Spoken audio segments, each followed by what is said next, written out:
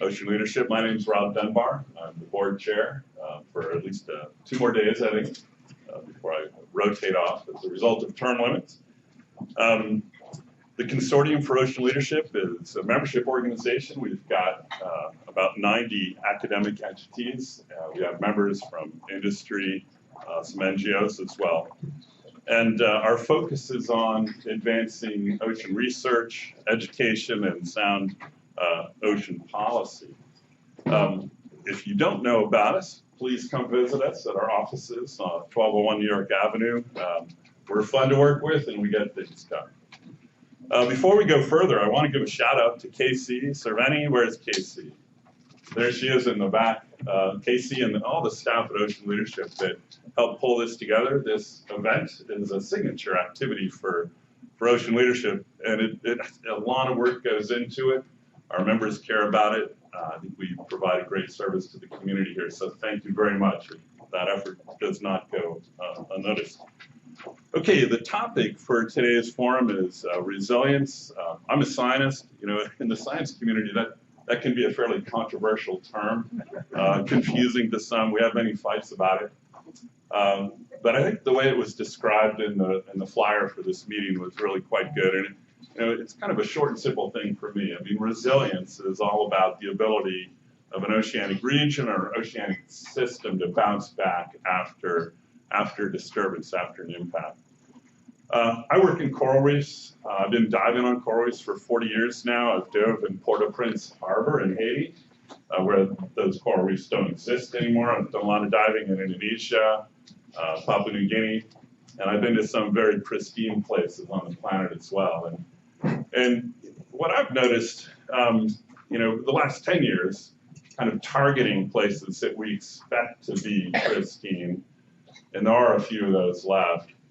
When you go look at those places, they are very different. They're vibrant, they're on fire with life, and they're resilient.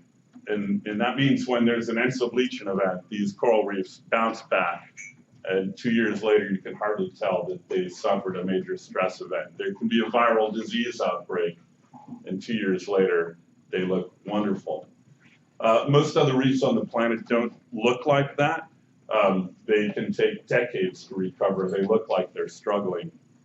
And it's not all about exposure to the human enterprise, right? I've also dove on reefs where there's a lot of people around, but those reefs look good and they are also resilient.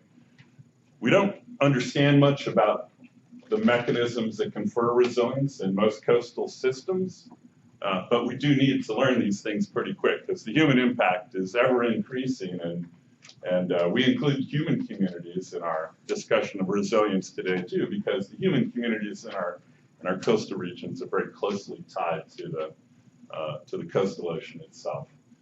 So that's our theme, and I want to introduce now our first speaker and Ocean Leadership's third president and CEO, and that's Admiral John White.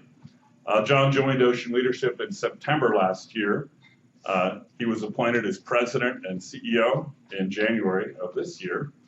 Prior to joining Ocean Leadership, Admiral White had a very distinguished 32-year career in the Navy and retired at the rank of Rear Admiral.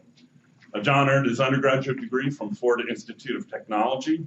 He holds a master's degree in meteorology and oceanography from the U.S. Naval Postgraduate School. After he served as a surface warfare officer, he joined the Navy's oceanography community in 1987. He commanded the Naval Training Meteorology and Oceanography Facility in Pensacola, Florida, and he was the 50th superintendent of the United States Naval Observatory here in Washington, D.C. He was promoted to the rank of Rear Admiral in 2012 as he assumed his duties as oceanographer and navigator of the Navy, and he served as director of Navy's Task Force Climate Change and Navy Deputy to the National Oceanic and Atmospheric Administration.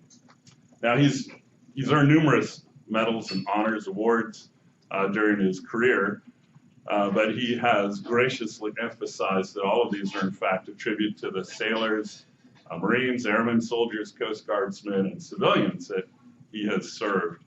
And I love that sentiment of shared achievement. It's what we're about as ocean leadership, so I'm delighted that he's joined us as president and CEO. I look forward to working with you on a number of challenging ocean issues. So without further ado, let me turn it over to Admiral White. Thank you.